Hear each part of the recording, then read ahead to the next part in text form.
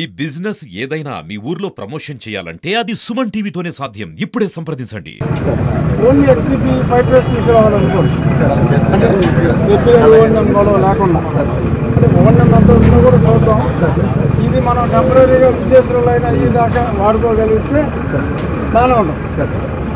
అది చేయగలిగితే గ్రామ పెద్దల వాళ్ళ ఎడిషనల్ సహకారం అంటే ఫండింగే కాదు, దగ్గరుండి ఇప్పుడు ఈ ఊరు ఈ 7 కిలోమీటర్లు ఇదే కాక ఇంకా చాలా ప్రాంతం మన నరసింహరాజు గారు అలా ఆ ప్రాంతానికి సంబంధించి ఇంకొంతమందిని కూడా మేమందరం కలిసి ప్రోత్సహించి ఈ పనులన్నీ మానిటర్ చేసి సాధ్యమైనంత మేరకు ఈ సీజన్లో అంటే మనకు తక్కువ రోజులు ఉన్నాయి, ఈ తక్కువ రోజుల్లో కూడా వీలైనంత ఎక్విప్మెంట్ మొబిలైజ్ చేసి మ్యాక్సిమం పనిచేసి వచ్చే సీజన్ నాటికి కనీసం ఇంకొక 3 సంవత్సరాల వరకు ఈ ఇరిగేషన్ వ్యవస్థకి ఎటువంటి ఇబ్బంది లేకుండా కార్యాచరణ అయితే రూపొందించడం జరిగింది. దాతల సహకారం కూడా వాళ్ళ ఊరు వాళ్ళు బాగు చేసుకోవాలి, వాళ్ళ చెరువులు వాళ్ళు బాగు చేసుకోవాలి. అంటే వాళ్ళ చెరువులు బాగోవాలి అంటే వాళ్ళ ఇరిగేషన్ సిస్టమ్ బాగోవాలి. దీనికి ఊహించిన దానికన్నా ఈ ఒరిజినల్గా ఈ ఐడియా రావడంలో మన నరసింహరాజు గారి పాత్ర చాలా ఉంది.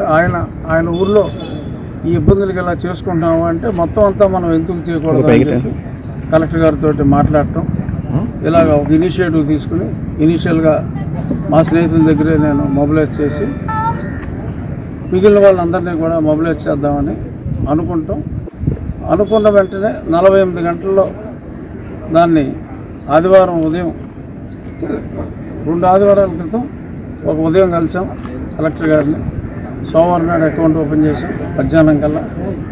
అప్పటి నుంచి పనులు ప్రారంభించడం లాస్ట్ సండే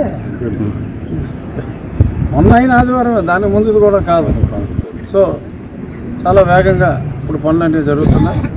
ఇవాళ చాలా ప్రాంతాలు మధ్యాహ్నం మళ్ళీ ఉండి ఇంకా ఇంకొకటి 2 గ్రామాలు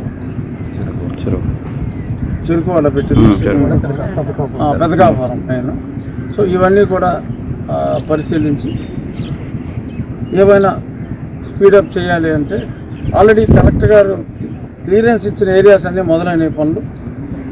మరి ఇవాళ కొత్త కలెక్టర్ గారు వచ్చిన తర్వాత ఇంకేమన్నా కొన్ని ఏరియాలు ఐడెంటిఫై చేసి అప్పుడు మేము ఫస్ట్ ఫేజ్లో ఐడెంటిఫై చేసిన వాటికి సుమిత్ కుమార్ ఆయన క్లియరెన్స్ ఇచ్చాడు. ఇప్పుడు సెకండ్ ఫేజ్లో ఐడెంటిఫై చేసే వాటిని కూడా క్లియరెన్స్ తీసుకుని మ్యాక్సిమం పనులు చేస్తాం. అలాగే పరిమళ నుంచి ఆ వాటర్ పైప్ లైన్ ఎప్పుడో అలా ఉంది. రేపు ఉన్నతాధికారులతో ఆర్డబ్ల్యూఎస్ వాళ్ళతో కూడా మీటింగ్ పెట్టాం. దానికి కూడా త్వరలో ఒక 4-5 నెలల్లో అన్ని కనీసం ఒక 54 గ్రామాలకి మంచినీరు అందించే సౌకర్యం అది కంప్లీట్ చేస్తే చేయొచ్చు.